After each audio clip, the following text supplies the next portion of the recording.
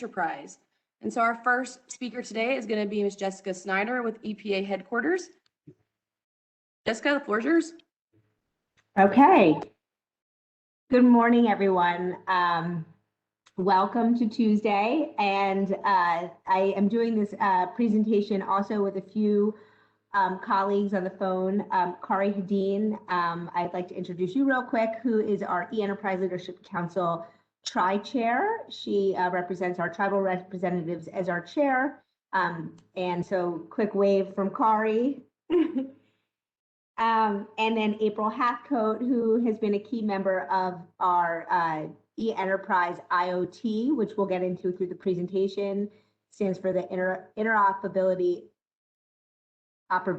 Team. I can never say that it's a mouthful. So hi, April, and thanks again for participating. So you'll hear from them as well. I just wanted to make sure that you were aware of their role in this, as well as Jason and Chelsea Jones and Jason White from Cherokee Nation, who provide support to the tribes who are participating in E-Enterprise. They receive a grant from EPA to provide that support. And so a big shout out to them as they do a lot of work for the tribes who are participating in this effort. So I'm going to get on my way here. I can't see the list of participants because I have to use a different version of WebEx. But if there is a chat, if there's a question, I feel like this is pretty chill. So you're welcome to ask a question through the chat function. And Chelsea, if you could just let me know, that would be great. I'm kind of just managing the Prezi, so I'm not really managing the comments or anything on the side. So feel free to just chime in if you have a question. Does that sound good?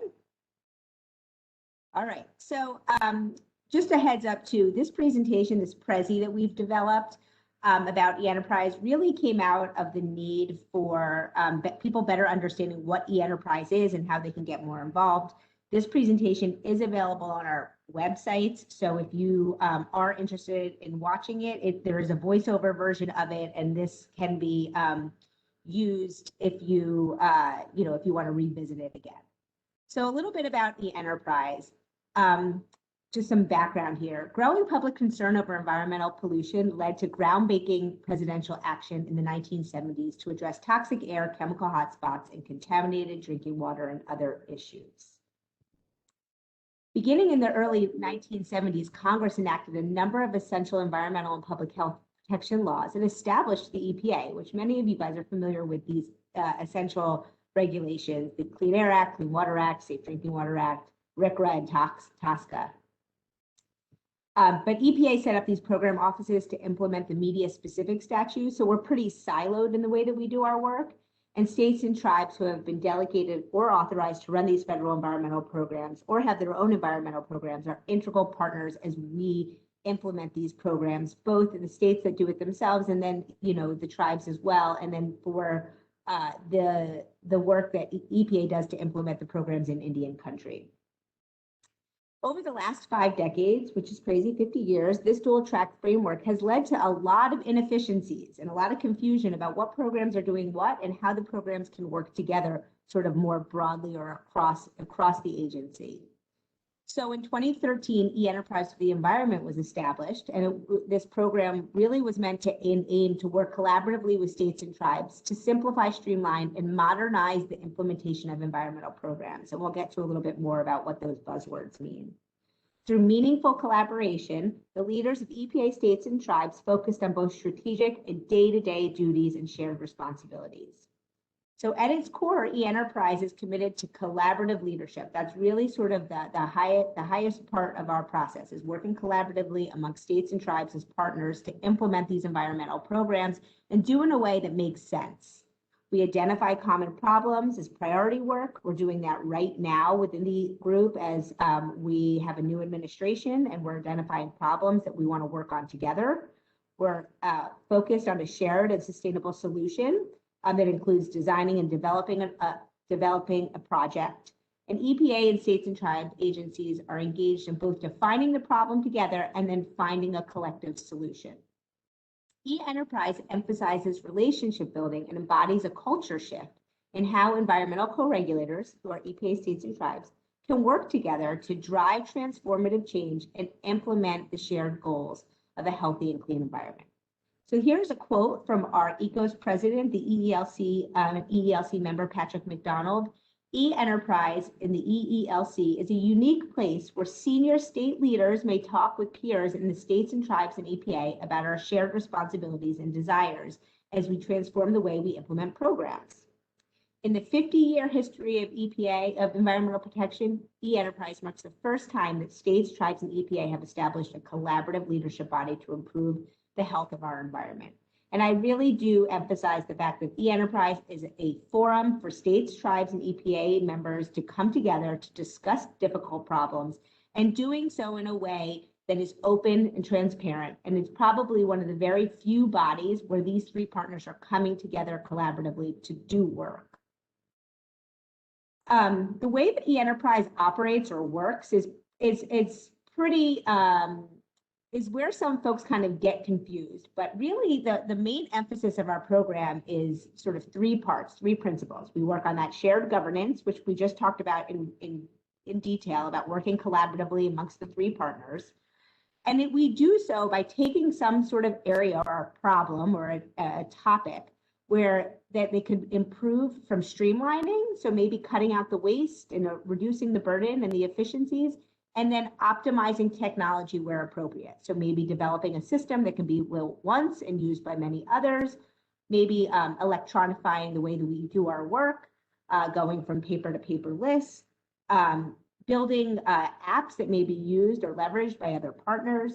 And this is all done by states, tribes, and EPA. So we're trying to optimize technology amongst our partners, and that will improve the way that we do our work. Oftentimes you'll hear the phrase, trying to bring our environmental program up to the 21st century. Secondly, governance. So a big part of what we do under E-Enterprise is have meetings and work together with states, tribes, and EPA. We meet about 6 times a year, sometimes more, with the EELC. These are 10 leaders from EPA, senior managers, sometimes, at the deputy or the administrator level or the regional administrator level. 10 members from our state environmental programs. This may be an environmental director of a state program or somebody such as a CIO. And then 10 members from our tribal representatives. We select, the RTOCs select one member from their individual RTOC to serve as a primary governance representative on the E-Enterprise Leadership Council. So the representatives for the tribes all come from the 10 regions, the 10 RTOCs. At this point, there are vacancies on the tribal EELC roster. We have vacancies from regions 1, 2, and 10. And I think region 3 as well is looking for tribal representation. Oh, not region 1, region 2, 3, and 10. My apologies.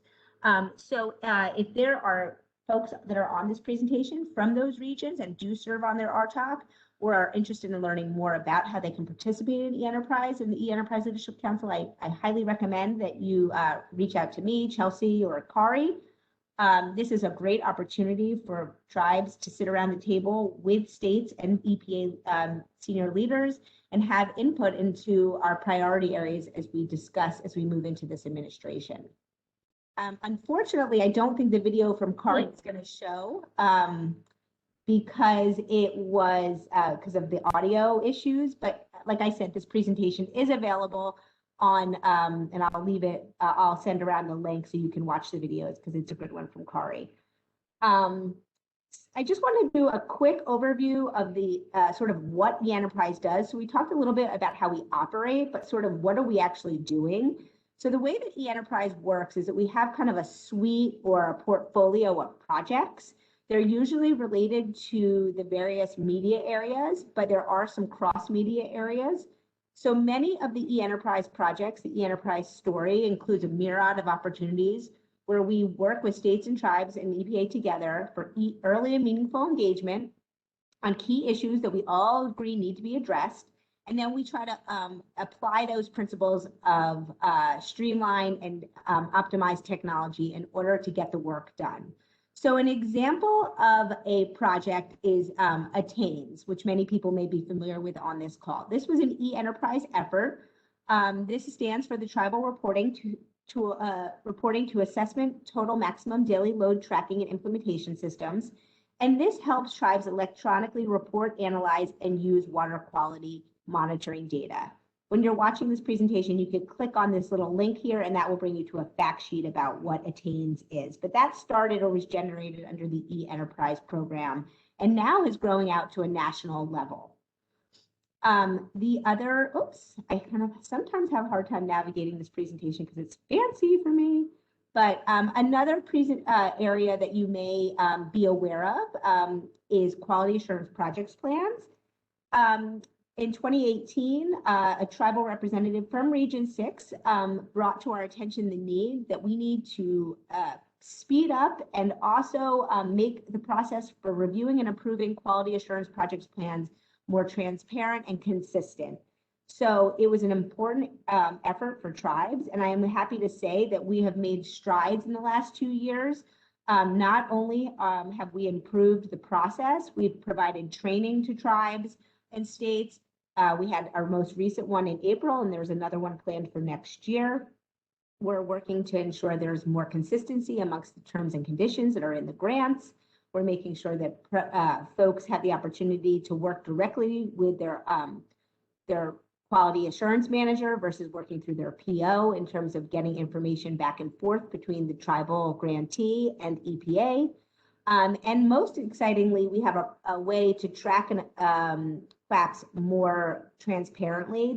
We have a new system called the Click tool, which is available when you do click on this QAP link here, which will show you the time it's taking for EPA to review and approve QAPs. One of the great things about this project is that we did a lot of root cause analysis, and we tried to determine why the QAPs are taking so long to review and approve by EPA and how we can start to improve that process. And a lot of it is the back and forth between EPA and states and tribes. So the document often goes back and forth quite a lot. And it's how do we make sure that the QAP is written up front in a way that won't require so much review. And that's where the training comes into place. And then we also we sort of tried to time box things. We wanted to make sure that QAPs were not sitting in the hopper for a year before they were reviewed and approved. So we put an aggressive target to make sure that EPA reviews and approves a QAP in a matter of 60 days from the time it receives it. So that was a very big accomplishment. We are on the way to actually now this is transforming into even growing to be more than QAPs. This project is now transforming into sort of how the EPA's quality program generally can improve its processes. And they're doing quite a lot of work over the next year or so, which you'll probably get information on through your RTOCs about how we can improve the QAP or the quality program broadly. They're updating guidances, they're updating policies and procedures, and they're doing so in a way that they're collaborating with states and tribes. We're really proud of this project. The last thing I'll draw your attention to is citizen science, because you are going to be getting a briefing on this in about 15 minutes or even sooner. This initiative, citizen science, is pretty broad. However, we did peel away one aspect of it to focus on under e-enterprise. And what we're doing is exploring the potential of citizen science, specifically how tribal use of citizen science and TEK can impact the way that we do our work and how it relates to data management. So Kari and Demi will be providing some information a little bit more about this project. We've developed a case study or a best practice, I think it's a white paper we're calling it, that is available on the website, the Cherokee website, if you want to throw that link into the chat function as well, Chelsea, so that folks can have an opportunity to review. And now we're trying to even take this a step further and providing citizen science training to states and tribes over the next few, I think it's going to be happening over the next few months. The lens for e-enterprise as it relates to citizen science really does have to do a lot with data management and data quality, and also about transparency, and obviously a very important topic to tribes about the use of data and the proper use of data. So those are just a few examples, those 3 projects I thought that I would highlight in regards to our project portfolio. But as you'll see in this presentation, you can go and you can search around, and there's about 30 projects that the enterprise has sort of undertaken in the last few years. Many of them are active and we're working on them right now. Some are just sort of living in that operations and maintenance mode. I'd last like to draw your attention to something called the e-Enterprise Community Inventory Platform. This is an online platform where states, tribes, and EPA can log into as long as you have a website that's registered with the inventory platform. And it's used to share best practices, ask questions, and find out what other people are doing to solve problems within their environmental agencies. A lot of the information that has been uploaded onto this platform are some work that's being done with Exchange Network grants. So you'll often see a connection with the Exchange Network, which is an important part of e-Enterprise in terms of funding for states and tribes to do the e-Enterprise work. So many of the projects that you see included on this inventory platform will have a connection with an Exchange Network grant. But generally speaking, this is almost like a social media platform where tribes and states and EPA are meant to go together, go on together, share information, talk about work that they're doing within their environmental program that's working best, and be able to share that information with others. It's also an opportunity for people to ask tough questions. I sort of kind of think about it less as more of a Facebook, but more maybe of like a targeted Facebook kind of group. I know personally, like, for example, I'm on a hiking group on Facebook where I really go there and I share, like, this is a great hike I did today, and I just want other people to know about it. Here's some pictures of things that we did, and this was technical, not technical, my kids could do it, couldn't do it. Or, I go there and I say, I completely got lost on the trails and I have no idea how to get, I had to go down. Can somebody, tell me the best trail route to get to this peak? I think that the e-Enterprise Community Inventory platform is a little bit analogous to that, where you can go, you can ask questions, but you can also share information and pictures and showcase highlights of what you're doing in your environmental program as it relates really broadly to anything. It doesn't have to be focused on e-Enterprise. It doesn't have to be focused on something that's been leaned or has a technology component. It's really just an opportunity to collaborate. So I invite you guys to all visit the EECIP. I will put the link in the chat function. If you guys are interested in learning more about that, just let me know. So the last thing I'd like to bring your attention to is sort of the future direction of e-Enterprise, which is really exciting because this is kind of where we are right now. CARI, as the EELC, is working collaboratively with the tribes, the states, and the EPA as the EELC tribal rep to identify priorities where we can work together to address some of the major issues that we're facing in our time and important issues that the administration is focused on and committed to focusing on over the next few years, primarily being climate change and environmental justice. And we're hoping to tackle topics like this as we work together over the next 4 years. So I'd like to just, bring your attention to the fact that we really do believe that states, tribes, and the EPA can come together to combat the climate change crisis and use the enterprise as a vehicle to help get there. There are complex challenges, and we do require collaborative leadership and solutions in order to get from point A to point B. E-Enterprise does exist for this very purpose. It provides a venue which we can collectively address new, existing, and anticipated environmental challenges. Same as EJ, we're imagining that there will be an equitable and meaningful involvement of all people when it comes to the development and implementation and enforcement of environmental laws and regulations. And e-Enterprise is an available tool to support EJ activities and other community-based approaches. Right now, we're currently working on something called the Learning Agenda, or the Compliance Data Learning Agenda, which is a new project that we just sort of bubbled up over the last 6 months, and that provides an opportunity for states and tribes to collaborate with EPA on enforcement tools and how we do our work on monitoring the compliance within Indian country and outside of Indian country. Lastly, I will continue to draw your efforts to the digital work that we're doing. There is a technology component to the way that we work. EPA, states and tribes through eEnterprise developed something that we call our digital strategy to help guide our future direction and transform the way that we do our business. This serves as a framework for how we can work together to invest in environmental data and IT systems and share information. This was done collaboratively by EPA, states, and tribes, very well knowing that every partner plays a very different part and role in the way that we integrate our data and integrate our systems. We know there's a lot of sensitivities with data availability, data quality, and data sharing. And I think that the digital strategy does hone in on those differences.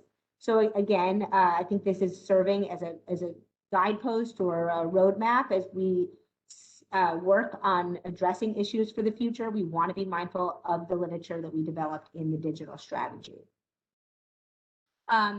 Lastly, just a little bit more about how you can get involved. Obviously, if folks on this call are interested in participating in the EELC as a member from their RTOC, there are opportunities there. There's also opportunities to be involved more diligently in project work as a team group member or a team, we call them sort of a project team member. And if you are interested in participating in any of the work that we are is starting to bubble up over the next year or so, I'm sure there's going to be lots of opportunities that Jason and Chelsea from Cherokee Nation will be informing tribes about. The best thing you can do is talk to your RTOC representative or Jason and Chelsea if you're interested in learning more about eEnterprise. You can obviously visit many of the websites that I've sort of put in front of you. But if this is an opportunity, if you would like to have a seat at the table with states, tribes, and EPA to transform the way that we do our work and address some of these difficult challenges that we have ahead of us, we are always open to trying to figure out the best way for you to get involved. Time commitment does vary. I think if you are an EELC representative, it's a little bit more of a time commitment that there are meetings that are attended probably on a monthly basis. Project teams meet as needed. And it really is dependent on how much you do want to participate and how much time that you do have. I would say that for folks that are attending RTOCs or are on various tribal partnership groups, it's equivalent to that time commitment. But I would say, you know, we'll definitely talk to you more about that process. In the pre-COVID time, we did have some in-person meetings. We had in-person workshops. A lot of that has been done, you know, through the virtual format now, but our hope is in time to go back to those meeting in-person sort of formats, and Jason and Chelsea do provide, and Cherokee Nation does provide travel support in order to cover the cost of travel to and from eEnterprise meetings and project team work. We also have our eEnterprise conference. Last year it was called EE 2020. And that was done in a virtual format as well. We had monthly webinars versus sort of a 2-day conference where people were learning about all the various aspects, including citizen science, which you'll hear about at that webinar series. We are holding another conference, EE 2022. Our hope is that it's going to be in person, but you never know these days how life's going to sort of pan out. So we do hope that if folks are interested in learning more about the project work and just sort of the principles about eEnterprise, as well as the Exchange Network, that you'll have the opportunity to join that conference. In 2022, all of the work that we did in 2020, those webinar series are available on the eEnterprise.net site. So 2 things I will follow up with is I will send the link for the eEnterprise Community Inventory Platform and the EE.net site, which is available at this link here. And you'll be able to see through this web page, not only, you know, a lot of information and background about what the eEnterprise is, but you'll have to see the list of projects. And then we have our quarterly bulletin, as well as some other communication materials that are available. But you can see here that we have all of our various webinars and recordings that are available for you to view at your leisure. If you're sitting up at night and can't sleep, maybe one of these would be of interest to you. And then we have our quarterly bulletin, which does hopefully is shared with the RTOCs and provide a wealth of information about the events that are happening within the program for states, tribes, and EPA. Anyway, that's it for now. I hope I got through that quickly enough, and I will turn it over to the next colleague. Thanks, Jessica. Kari, do you want me to have you as the presenter or Demi? I think me for the next piece. And then I guess just I don't know if we wanted to have any questions about e-enterprise, if anybody had any of that before we went into the next topic. Or Yes, if we so did it at the end. everyone, please be putting your questions in the chat box. Since all the attendees stay muted the entire time, just put those questions in the chat box, or you can email them to me if you're a call-in user, and we will get those questions answered. As of right now, I'm not seeing anything Sure. on my end, but I'll be checking it periodically throughout the webinar. So I'm going to turn it over to our next speakers, Kari Hedin and Demi Gary with EPA. All right, so let me get the presentation up here. All right, can everybody see the slides? Yes, Kari, you're actually in the presenter mode, so if you want to change that to the display settings. Sorry, hold on. I'm just gonna stop sharing. Okay. Let me, Uh-oh. yeah, I took it off. Hold on one second. I know what I did there. Okay.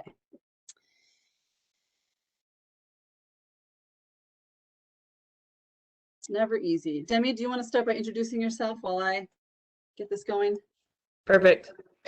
My name is Demi Gary. I am actually an ORISE research fellow, so I work alongside the EPA, and I get to do all the fun stuff like enhancing various programs. So my particular area of study or expertise is citizen or community science, particularly how tribes use community science, and also how we can use community or citizen science to address environmental justice issues. Sounds good. Yeah, can everybody see the presentation now? Yes. Looks good, Kari. Thank you. Yeah, and I'm Kari Hedin. I'm the watershed specialist for the Fond du Lac Band of Lake Superior Chippewa, also the co-chair of the EELC, and worked with Demi on this citizen science, this project. So Demi, if you want to start us off, and sorry, I see the dates wrong on here. And I guess, I don't know, Demi, if you want to talk about Cynthia's role as well. And Sure. Yeah, so this project that we're going to talk about is Tribal Citizen Science, investigating current activities and future aspirations. I had the pleasure of working with Kari and Cynthia, also Chelsea Jones and Jason White from the Cherokee Nation, on an activity that the EPA kind of spearheaded along with the EELC, just investigating how tribes use citizen science and how that looks different from the way NGOs or academia or other agencies might use citizen science. Kari, feel free to add as we go along. sure. Yeah, and I guess just to say that Cynthia has since moved on. She was the director of Yes. the San Domingo Pueblo, has since moved on to become the tribal liaison for climate change for her region of the country. Her participation was vital, and so we just wanted to acknowledge that without her, this project wouldn't be as successful as it is. Absolutely. So tribal involvement and use of citizen science is unique, but not well documented. There's not a ton of literature or review articles specifically looking at case studies of tribes using citizen or community science to address environmental issues. So again, this project is e-enterprise for the environment, is characterizing how tribes are using citizen science. And our final product ended up being a fairly short white paper authored by tribal environmental leaders. We're hoping that it prompts discussion and future actions that support tribal citizen science. Let's see, hold on. Trying to advance here. There we go, sorry. Yeah, so the goals coming into this project to showcase and better understand how tribes use citizen science, hopefully share and identify some best practices across tribes, and also identify ways that EPA and other agencies can best support future tribal citizen science activities. I should mention this project was actually born of EPA was working with the Environmental Law Institute to look at a set of case studies on how state, tribal, and local governments use citizen science. And from that project, after reviewing it, there were very, very few tribal examples within that project. So we kind of thought, hey, what if we just dove into that and and did our own like kind of separate set of case studies to really dig into figuring out how tribes are using citizen science and for what types of environmental concerns and things like that. So what is citizen science? Many of you are probably familiar. Citizen science, also known as community science, volunteer monitoring, community-based participatory research. You'll hear citizen science in this presentation because it's what EPA is currently using. But it is basically just when the public participates in scientific research. Citizen science engages non-experts to advance scientific knowledge and understanding, and this could be any part of the scientific process. So a common thought that comes to mind when you hear citizen science is people participating in the data collection phase, which could be it, but they also can participate in identifying environmental problems, then collecting the data, then analyzing the data, and then thinking through what to do with those results to have some type of impact on decision makers. So here's a list of our awesome team. Kari, Cynthia, Jason, and Chelsea were awesome and hugely critical to the formation and execution of this project. I got to work on like project support type stuff, and as somebody who's like pretty new to my position, that was really great to have the opportunity to work with people with expertise in this area and kind of just help out where needed. We also had an EPA coordination group, Monica Rodia from the Office of Research and Development, Francine St. Denis from the EPA Office of International and Tribal Affairs, Jessica Snyder, the EPA Office of the Chief Financial Officer, Chris Taylor, who is recently retired. He worked in EPA Region 7 and was also focused on tribal activities. And Jay Benferrato was big in project development as well from the EPA Office of Research and Development. So how we decided to execute this project, we basically would choose case studies, as we called them, or we would look at projects, tribal projects that had used citizen science to some degree to address an environmental issue. So we would first select those, and this was based on what I had found in the literature, what other people working on the project were familiar with, because they have a lot of experience in this field, and projects come up, some things that EPA has funded, some things outside EPA. So we would identify the projects specifically to represent a diversity of activities and environmental concerns, so air pollution, water pollution, climate change, things like that. And then varying tribal groups or varying tribes that covered a wide geographic reach all the way from New York to Alaska. And then the second step, we would reach out to folks and contact tribal representatives and see if they were interested in participating and chatting with us for an hour to learn more about their project. And we would talk about how the projects were organized, carried out, how resulting information is used, what were some factors for success, what were some barriers to success, things like that. And then we would document those conversations and prepare case studies for each individual project. So basically like a 2-page summary of what we had learned.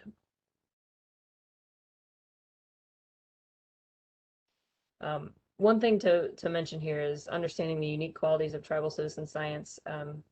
A community approach to science is the foundation of many tribal cultures, in that teachings are passed from one generation on to the next. So this project explored how federal agencies can support tribal citizen science, and really important, wanted to highlight how approaches can preserve data privacy or data sovereignty. And also think about the process of tribal council and leadership in regards to reviewing data before it's shared or published, and always keeping the focus of how citizen science benefits tribes.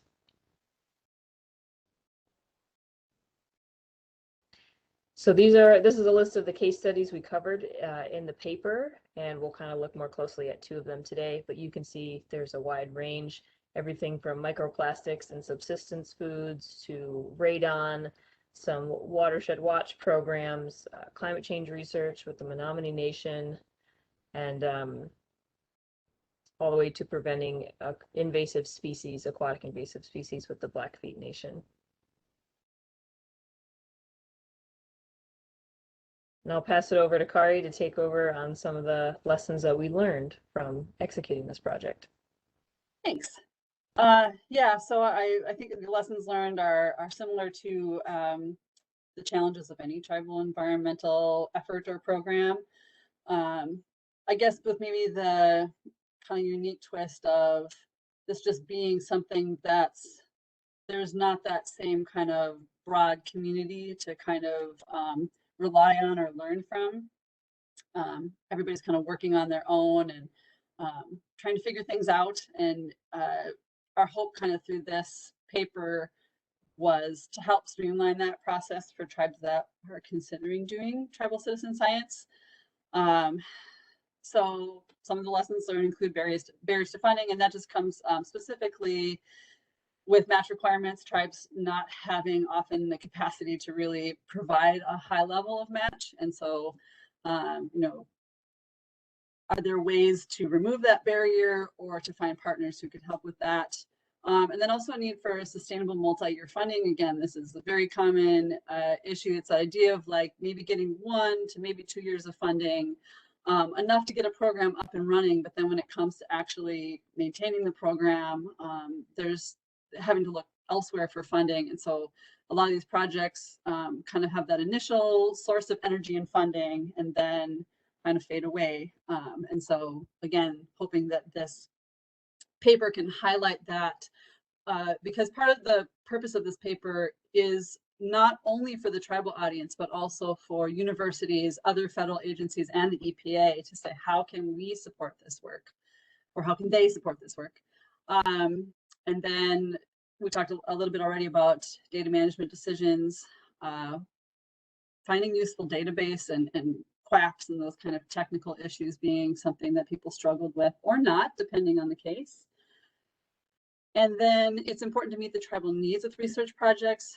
And that comes from the idea that federal funding or even state or university funding RFPs, you know, they have kind of their set parameters for what it is they would like to study with citizen science. And often that doesn't fit with what tribal needs are. And I know one example actually here at Fond du Lac was a NASA project coming to the community college and realizing, you know, they wanted to work with the community college, but it wasn't until they sat down with people from the community college and from the community and realizing that what they wanted to study was different than what the kind of the RFP laid out. And so just realizing that if you want to use dollars efficiently and effectively in a way that will engage the community, it's important to have those conversations kind of upfront.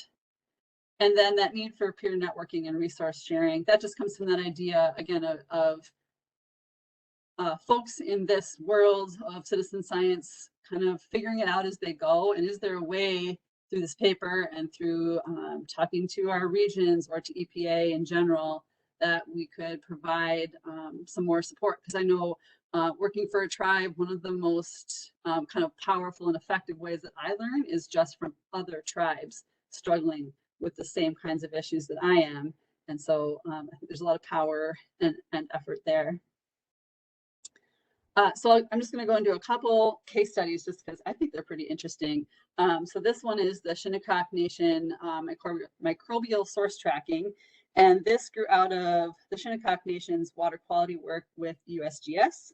And in 2013, the tribe began microbial source tracking to complement some prior water quality data from the USGS, from their assessments. And then they also just wanted to expand the citizen science sampling, the water sampling side of that. And so the main goal was to identify the source of fecal coliform in Shinnecock Bay, focusing on areas without wastewater treatment, so septic systems, that sort of thing. And so the main data collection efforts were, collecting and assessing water quality, tracking fecal coliform sources, and then working with the community to identify households that might want to upgrade their septic system. And so the sustainability of the project and the success of it came from engaging tribal members in that water quality protection And then also addressing that data sovereignty issue. And that came from the Shinnecock Nation actually had a constructive working relationship with EPA Region 2.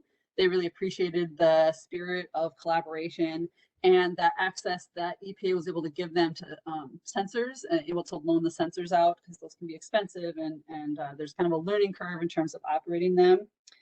And the project leader on this project believed it would be helpful to have an online search mechanism on the EPA Citizen Science website to find other projects and identify peers to network with. So it was just really interesting talking to people. A lot of the same themes came up in terms of respecting the information that community members are sharing, working with the youth, and also just anything that can foster good collaboration with outside entities like EPA or universities.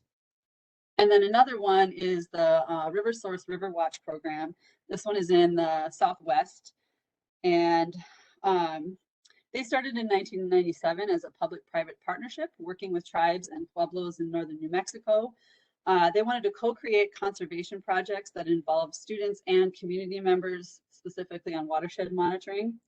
And a key element in this program was to create what they called self-organizing and self-sustaining green teams that monitor watershed health.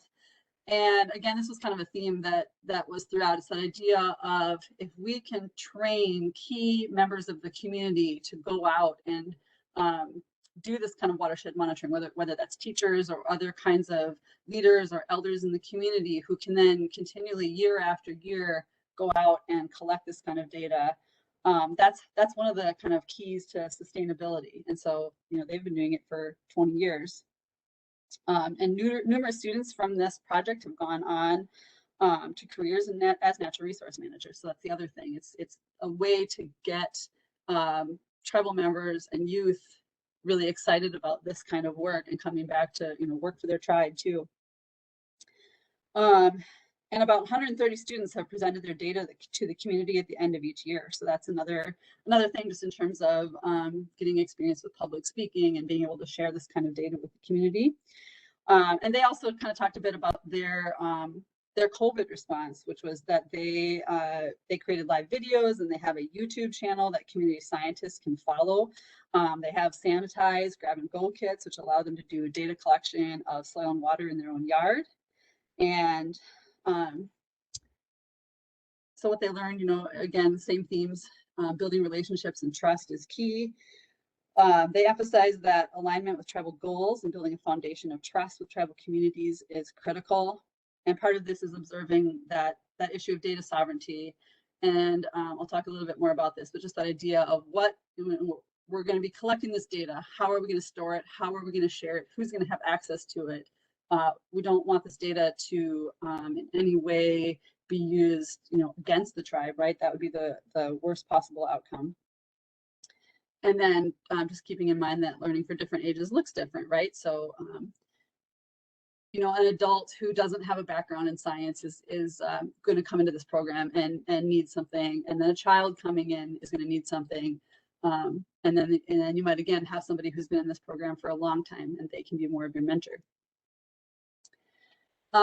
So kind of overall, what we got from this, I guess I'll just start by saying this was a really wonderful project to be involved with in 2020 when there was so much national conversation about environmental justice. And here was this opportunity to talk to tribes all over the country and learn what they're doing in their own communities to try to involve their communities in environmental monitoring and getting them aware and concerned about what's happening in their particular areas. So that kind of gets at that STEM education, again, not just for the youth, but for entire communities. The tribe-to-tribe learning where it is happening is really helpful. There are already some hubs, we learned, for tribal citizen science, but there's always room for improvement. And then just leveraging the research needs that a tribe has. I think all of us, I can speak for our work on Fond du Lac, we have lots of questions that we just don't have the time or funding to answer. But if we when we are able to get tribal community members involved or interested, that's where we can expand and all get excited about learning. And then the concerns, so I've touched on data sovereignty already, and that just, again, comes with this concern, especially if you're working with a public entity, whether that's a university or the federal government or even a state agency. If you're collecting data with federal funds or any kind of public fund, often then that data has to be publicly available. So it's this early discussion about what kinds of data are we going to collect and what kinds are we not going to collect, or it might just be shared through spoken word, and then that gets at the different traditions around when certain stories are shared or how they're shared or who they're shared with. And so just this is typically not a concern outside of tribal citizen science if you're talking about citizen science more broadly. Although again, it might be if you're talking about other communities where environmental justice is an issue. And so it just comes down to, for instance, if you're working with a university, having a memorandum of agreement about who's going to share the data and how that data is going to be used, and having an open, constant communication about, hey, we're going to go speak about this aspect of the program. Is everybody on board with what we're going to talk about? Again, a common concern, funding and staff to sustain efforts. Anytime there's a staff member that moves on, especially in the middle of one of these kinds of projects, then there's that huge kind of turnover effect of needing to retrain a new staff member. And so that's a common concern. And then as I've kind of gone over already, maintaining that focus on tribal priorities. That's really important when it comes to building trust, wanting that to come kind of from within the community, because tribal communities know what it is that is important and what they want to study. Kind of already talked about this a little bit. I'll just touch on the future aspirations, and that would be there's other citizen science projects out there that we know about. We would love to incorporate them and highlight any other efforts. We know that there's probably some that we just haven't heard of. So if any of you on the meeting today would like to share yours, you can contact us. The hope is also to get a website going. In addition to Cherokee Nation sharing our white paper, having a place where we can do some more interactive work in terms of highlighting the people and the work that's going on, and hopefully then maybe having them, be the mentors out there who other people can reach out to. I guess one thing I didn't touch on too is just the technical capacity that's needed. A lot of these projects require QAPs, and that can take up, a whole year of funding. And so, is there a way that the QAP process could be streamlined, and the folks who've already done that could share with others? And then additional next steps actually are things like what we're doing today, which is just doing public outreach, letting people know that this is something that's out there. I know I've shared this citizen science white paper just kind of within my own local community of colleagues, just, as they might have funding arise or have interest in working with Fond du Lac, to know that here's a great guideline for approaching tribes on this. And then also there's a potential we're talking about maybe doing some kind of workshop or other kind of collaborative effort like that. And so I'll leave it there and just say thank you. And then I'm just going to drop the link to the white paper here. Hold on, wrong link. I will drop the link in the chat here in a second, just so anybody who wants to come look at the white paper can do that. I'll stop there. Thank you. Thanks, Kari and Demi. This is one of my favorite projects through Enterprise, so I like hearing about it. Me too. Okay, I am going to move the presenter privileges to our last but not least speaker, April Hathcote with Cherokee Nation and ITEC. Hello. I'm going to, before I forget, I just pasted the tribalexchangenetwork.org website into the chat. So a lot of the information I'm going to be talking about is at that site. So if you wanted to go out there while I'm talking, look it over, please feel free. Let's see. let me.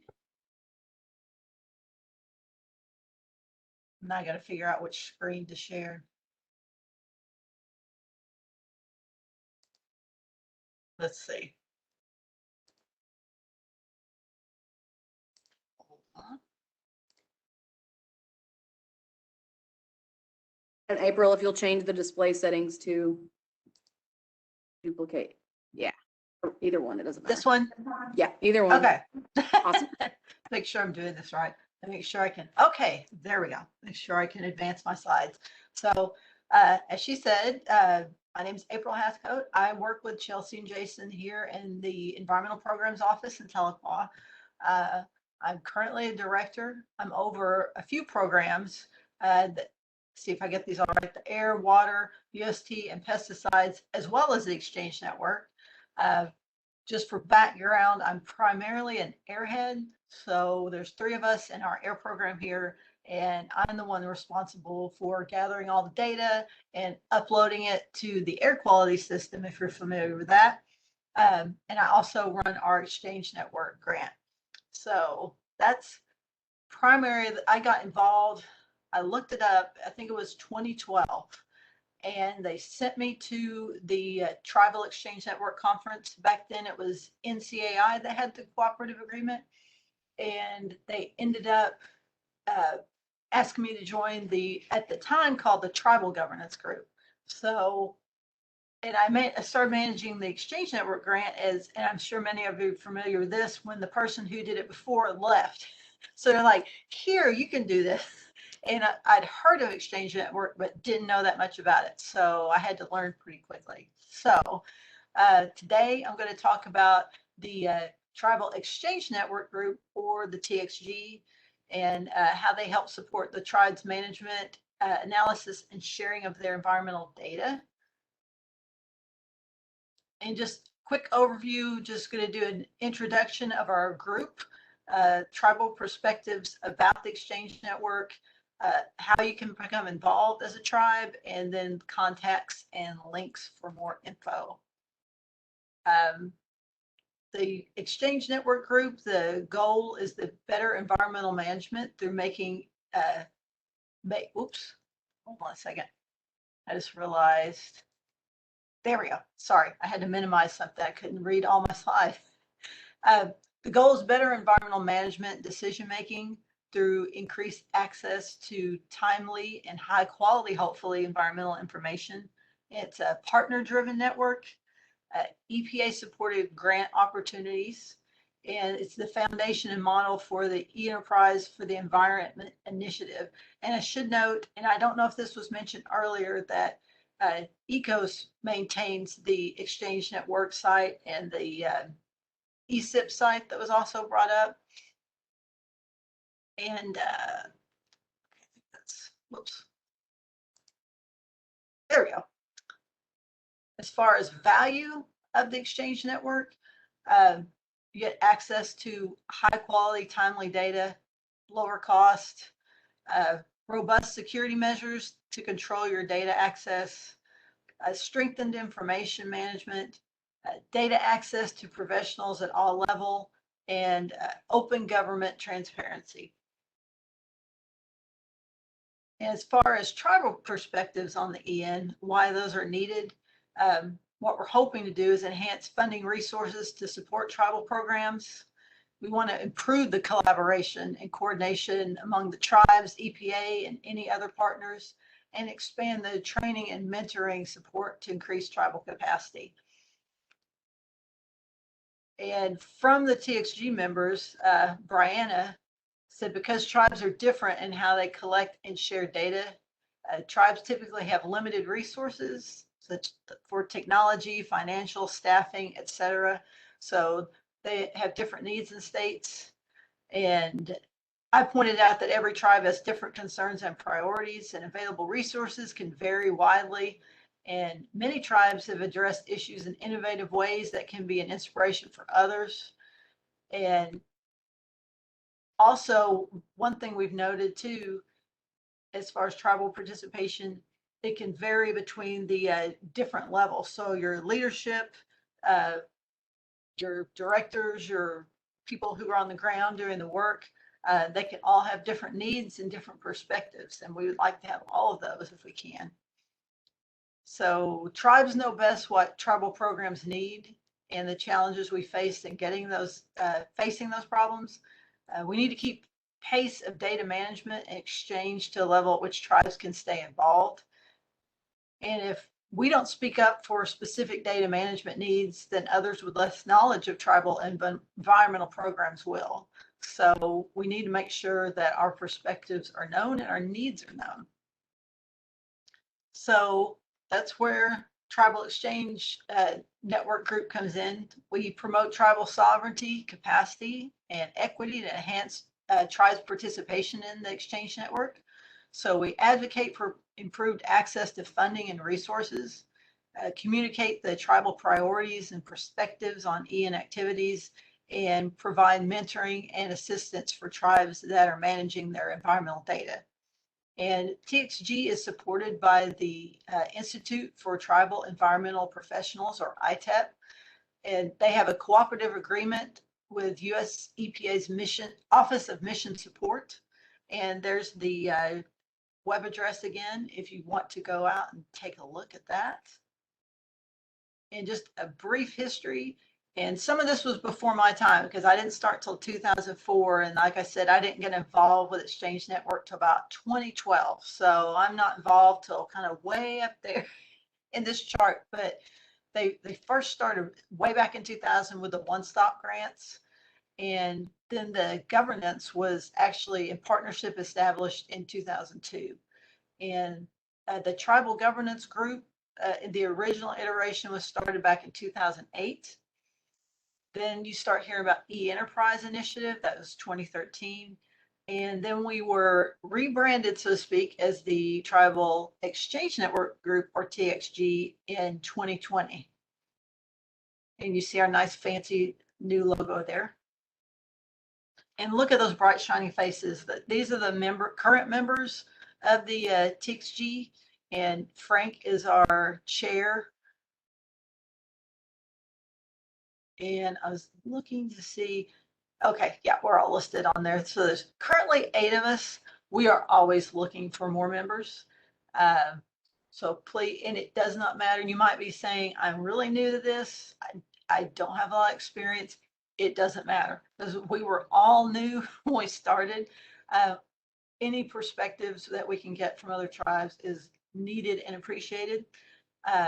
Right now, everything is done remotely. We were hoping to have an in-person meeting in November, but now, you know, with this new variant and everything, I don't even know if with Cherokee Nation if we can travel yet or not. So it may end up being a remote meeting, but anyone who's interested, let me know. You could sign up on the website. We would love to have you. And our mission is to support tribes' management, analysis, and sharing of their environmental data so they can use this data to advocate for their interests in order to preserve tribal lifeways, maintain cultural integrity, and enhance tribal members' sense of place. So that was our mission, but our purpose is promoting tribal sovereignty. We want to empower tribes to make their own informed decisions, facilitate access to resources and tools for improving data management and exchange solutions, and also communicate and collaborate with the EPA, Exchange Network, and EE partners to increase understanding of tribal cultural values and our environmental concerns. And we conducted a tribal needs assessment back in 2018 just to understand tribal needs and their current capacity for environmental data management. And this was when we were still the tribal governance group. And we used those responses to develop our strategic plan and our work plan activities. And there's more information online. And also I wanted to mention, I have this presentation in PDF format. So if anyone wants that, you could either contact Chelsea or Karen, or you can contact me by email, and I'll make sure you can get that. Our strategic plan is for a 5-year plan, 2020 through 25. And our following areas of focus are increasing tribal capacity, And in order to do that, we're working with EPA to provide feedback on their annual Ian grant solicitations as they apply to tribes.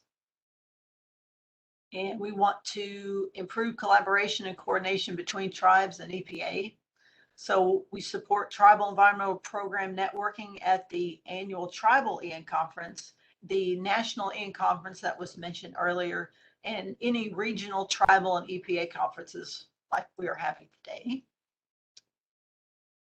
Expanding access to resources for tribes that enhance engagement in the exchange network. So we want to support ongoing meaningful software trainings that can increase tribes' ability to analyze environmental data, such as RTalks, etc.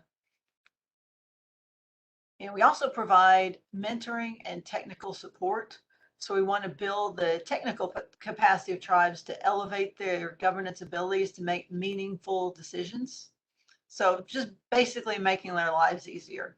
And so some mentoring activities that have been conducted are establishing a water quality data system. Some tribes have had one-on-one assistance creating charts and reports in R, and also just assisting on planning with tribes Ian grant projects.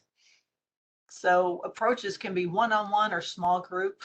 And we've done mostly virtual now, but we've done in person before. And ITEP actually has funding for travel when we can do that again to do in-person assistance. And it can be one time, it can be recurring, and it won't cost tribes anything. And again, we have an annual Tribal Ian Conference. It's been virtual lately, of course, but we do information sharing and networking for tribal EPA and other Ian professionals. The past events are all archived, and typically, I'm trying to remember, there were like 80 or 90, I think, at the last in person. I believe that's around the right number. So it's not as overwhelming for some tribes that are new to Exchange Network when they go to the national conference. You know, we usually have tribal sessions there, but it can be a bit overwhelming. So the tribal conference is a smaller scale, and other tribes can feel a little more comfortable coming to those sessions.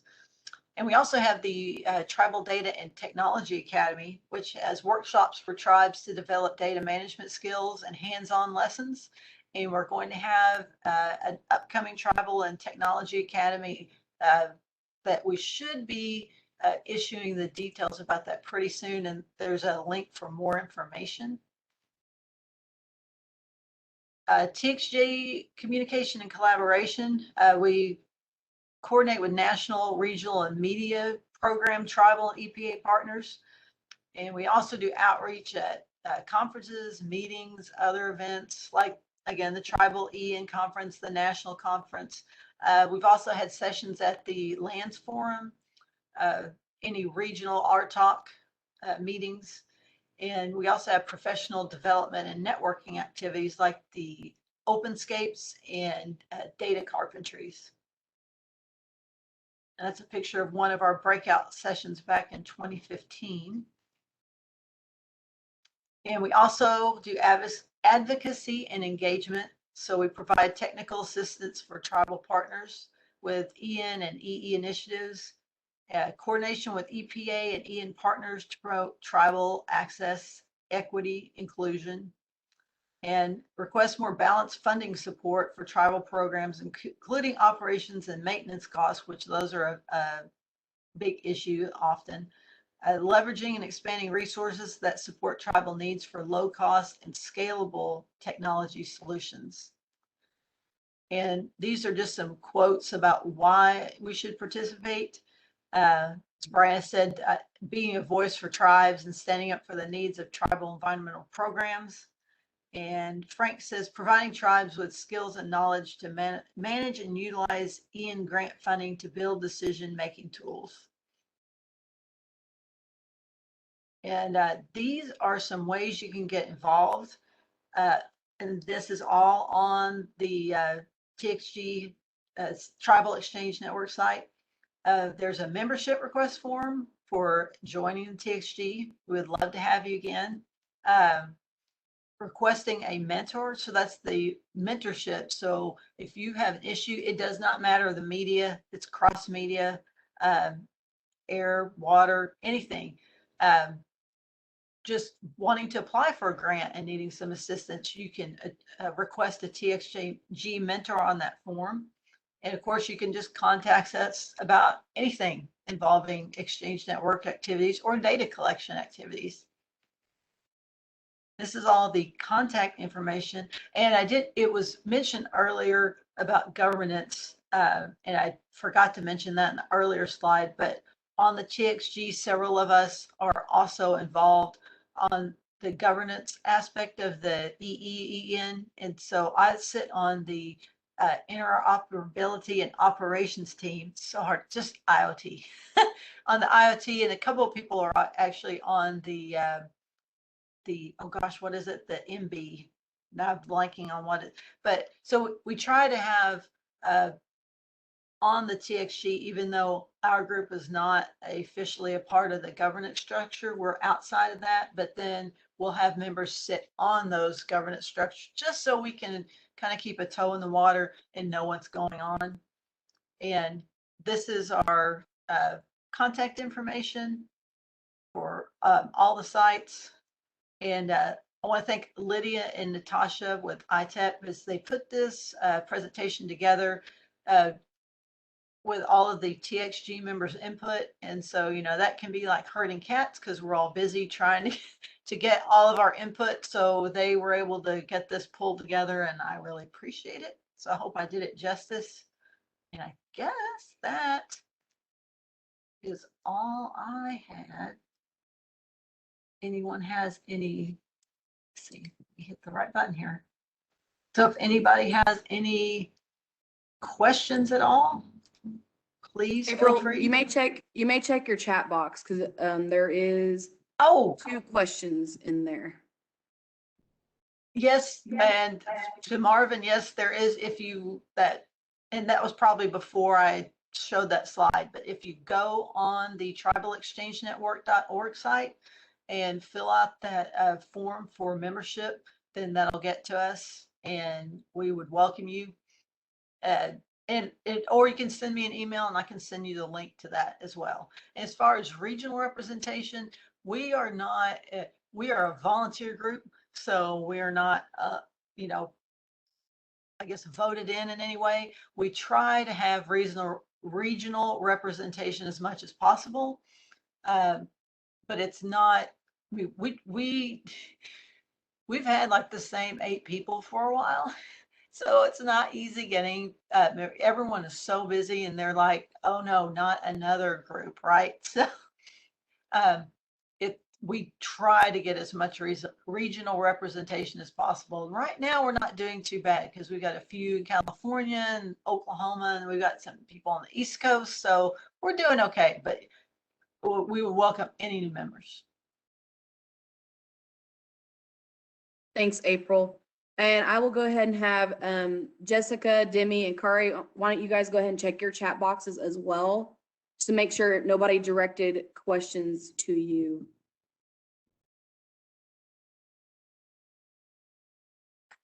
Nothing here. All good here. Yep, I don't have any questions either, thanks. Okay, awesome. Well, a big thank you to April, Jessica, Kari, Demi. Thank you guys all for joining us today. We couldn't do this conference without you guys. So if anybody has any other questions that they think of after the fact, you're more than welcome to email that to me and I can get that to our presenters. So with that, I guess we're going to give everybody back 20 minutes of their day. Our next presentations will be at 10 o'clock in the Brownfield Superfund session. So see you guys later and thanks. Bye, everyone. Thank you. Thank you. Thank you. Thanks all.